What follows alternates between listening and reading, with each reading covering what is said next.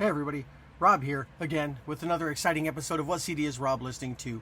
And today I went back to 1989 for a fantastic album from the progressive rock trio Rush, an album called Presto. And look at those bunnies, don't they look like they're having fun? Look at that little guy up there in that hat, he's like, wee!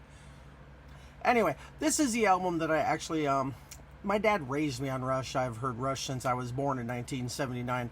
But this was the first album where I became a huge fan of the band. It was the first time I saw them live. And this is a fantastic album to kick in with.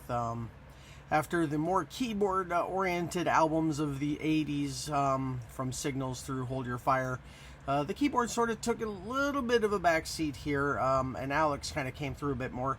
And I think this is the perfect sound for Rush. It's acoustic, it's heavy. I think the only other album that was really like it was Snakes and Arrows in 2007.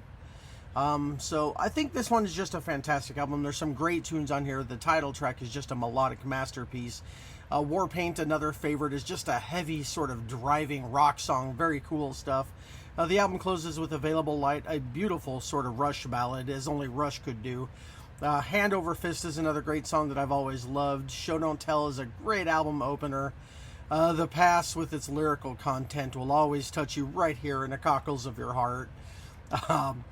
Scars is a cool rhythmic sort of song. I've always liked that one. Anagram for Mongo is it's a bit silly lyrically. It doesn't really make sense unless you know what you're listening for. Of course, all the lines are anagrams, and I always thought that was cool. Red Tide is another song that I think the band slept on. It's a fantastic song with some great piano work. I love that tune.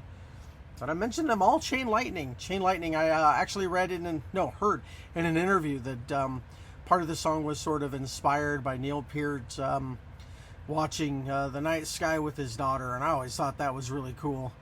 Not always. I mean, this is new-ish information to me, but it's cool. When a song can, the lyrics can touch the writer as well as the listener. I think that's an amazing thing. Superconductor, with its silly-ass video, that song takes a lot of heat, but I've always really enjoyed that one as well. And there I go. I think I mentioned all the tunes, so why are you still listening to my bullshit? Get out there and rock and roll the bones. Oh wait, that's next. Anyway, until next time, toodles.